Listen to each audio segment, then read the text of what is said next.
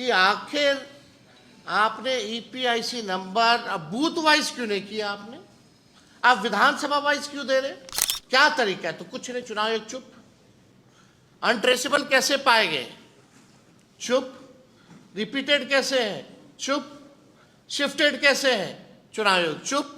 Voter vote ना दे पाए, आपने पहले से तय कर दिया कि फलना पार्टी को ही सरकार में लाना है, तो आप चुनाव क्यों करा रहे हैं? हमारे यहाँ एक लड़का काम करता है, गोपालगंज का है, स्टाफ है मेरा, उसका नाम है, उसके भौजाई का नाम है, उसके भाई का नाम नहीं है। कहीं वोटर का नाम, मतलब जो वोटर का पता नहीं है, बूथ का नाम नंबर नहीं है, और ईपीआईसी नंबर जो है वो नहीं है, ताकि हम जो है पता कर सके कि कौन लोग हैं जिनका नाम कटा, यानी चोर के दाढ़ी में तिनका, यानी छुपाया जा रहा है। और सबसे महत्वपूर्ण बात, ये पूरे कैटेगरी में आप बताइए कहाँ कौन मरा है, कितना मरा है, केवल नंबर बता दिया गया है। कौन से बूथ का आदमी जो है रिपीटेड है या शिफ्टेड है या डेथ हुआ है, या उसका ईपीआईसी नंबर क्या है, ये इस लिस्ट से कैसे पता चलेगा? ये चुनाव आयोग तो पूरी तरीके से गोदी आयोग हो गया है, और ये दबाव में है ताकि सुप्रीम कोर्ट में मामला जो है चल रहा है, लोगों को इसकी जानकारी जो है वो ना हो पाए। अब इससे तो संदेह और गहराता जा रहा है हम लोगों को कि आखिर आपने ईपीआईसी नंबर अब बूथ वाइज क्यों नहीं किया आपने? आप विधानसभा वाइज क्यों दे रहे? मतलब आपने जो है संख्या तय कर दी, फलना विधानसभा में इतने मारे गए, लेकिन आपने वो विधानसभा में नाम हटाया, आप ये नहीं बता रहे कि कितने मारे गए उस विधानसभा में, कौन से बूथ के हैं, कितना शिफ्टेड है, कितना अनट्रेसेबल है, कहीं कोई जानकारी नहीं। अब हमारे कुछ चुनाव आयोग से वाजिब जो है वो सवाल है, इन लाख मतदाताओं को मृत, स्थानांतरित या अनुपस्थित घोषित करने का आधार क्या है? इसका चुनाव, इसीलिए हमारा डेलीगेशन कल गया था डायलॉग करने, जो संदेह है भाई पता तो चले आखिर आपने कौन सा टेक्निक अपनाया। अगर डेथ, किसी की मृत्यु हुई है तो उनके परिजनों से आपने डेथ सर्टिफिकेट तो लिया होगा, क्या तरीका है? तो कुछ नहीं, चुनाव आयोग चुप। अनट्रेसेबल कैसे पाए गए? चुप। रिपीटेड कैसे है? चुप। शिफ्टेड कैसे है? चुनाव आयोग चुप। जाइए जो करना कीजिए। ये तरीका चुनाव आयोग का जो रवैया है, ये लोकतंत्र के लिए बहुत ही खतरनाक है, और इस रवैये को देखते हुए हम सब लोगों को चिंता करने की आवश्यकता है कि इस व्यवस्था में ये चुनाव कैसे कराएंगे, जहां वोटर वोट ना दे पाए, आपने पहले से तय कर दिया कि फलना पार्टी को ही सरकार में लाना है, तो आप चुनाव क्यों करा रहे हैं? आप एक्सटेंशन दे दीजिए सरकार को, लेकिन आप लोकतंत्र को खत्म करने का प्रयास कर रहे हैं। अब मृतक मतदाताओं के परिजनों से कौन सा दस्तावेज दिया जिसके आधार पर उनकी मौत की पुष्टि हुई? दूसरा सवाल, जिन 36 लाख मतदाताओं को चुनाव आयोग ने स्थानांतरित बता रहे हैं, अस्थायी रूप से पलायित बता रहे हैं, उसका क्या आधार है? इलेक्शन कमीशन को स्पष्ट जो है करना चाहिए। अगर अस्थायी पलायन से 36 लाख गरीब मतदाताओं का नाम कटेगा, तो फिर ये आंकड़ा भारत सरकार के अपने आंकड़ों के अनुसार बिहार से प्रति वर्ष जाने वाले 3 करोड़ पंजीकृत श्रमिकों से भी अधिक होना चाहिए।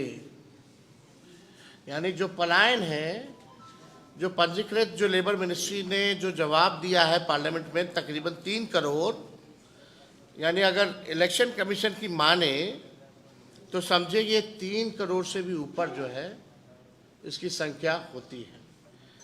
क्या इनकी फिजिकल वेरिफिकेशन हुई थी, हम जानना चाह रहे हैं, क्योंकि गाइडलाइन में तो लिखा हुआ है फिजिकल वेरिफिकेशन का। तो क्या फिजिकल वेरिफिकेशन हुआ?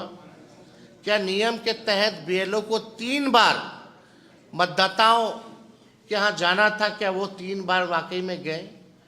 क्या बीएलओ ने भौतिक सत्यापन के बाद मतदाताओं को एक्नॉलेजमेंट स्लिप दिया या कोई रसीद प्राप्ति अथवा पावती दी गई? ये सवाल है।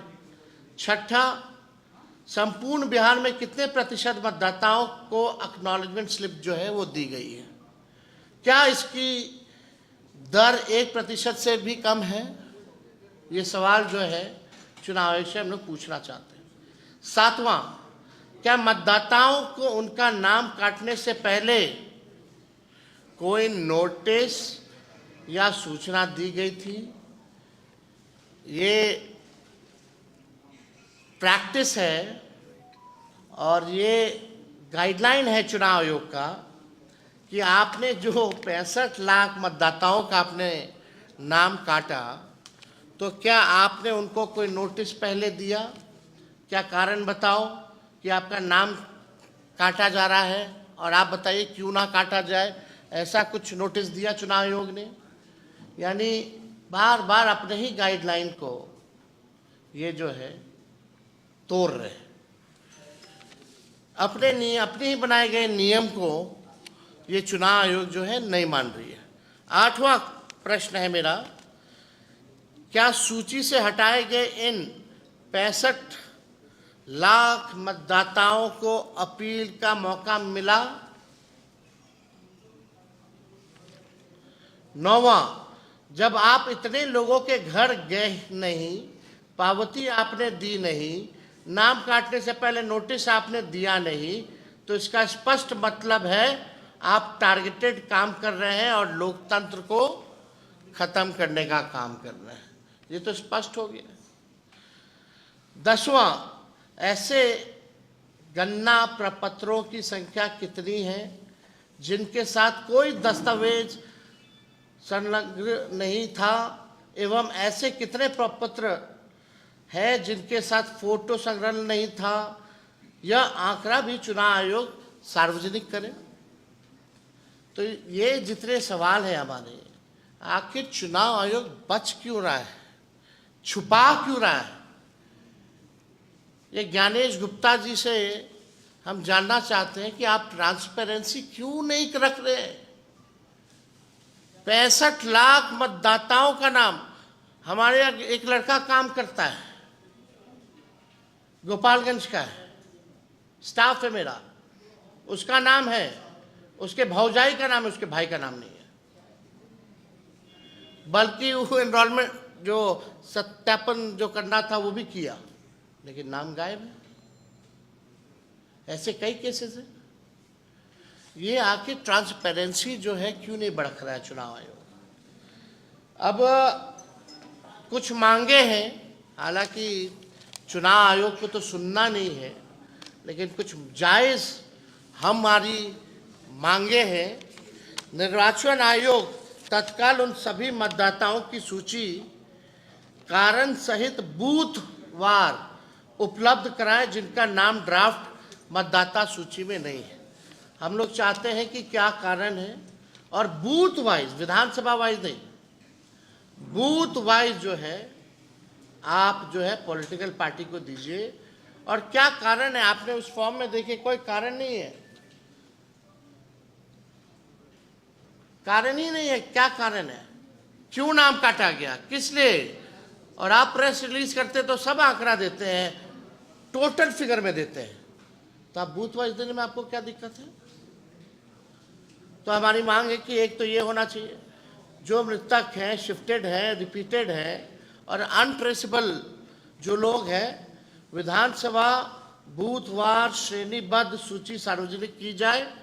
तीसरा, जब तक ये पारदर्शिता बहाल नहीं होती तब तक ड्राफ्ट मतदाता सूची पर आपत्ति दर्ज करने की अंतिम तिथि बढ़ाई जाए। चुनाव आयोग ने इसके लिए केवल 7 दिन का ही मात्र समय दिया। 65 लाख लोग हैं, कौन कहाँ है, नहीं है, किसका नाम कटा है, अभी पता ही नहीं चल रहा है। आपने कोई लिस्ट उपलब्ध नहीं कराई बूथ वाइज, ये नहीं बता रहे कि कौन मर गया, कौन शिफ्टेड है, तो लोग अपील भी जाएंगे तो कैसे जाएंगे? और आपने केवल 7 दिन का समय दिया है।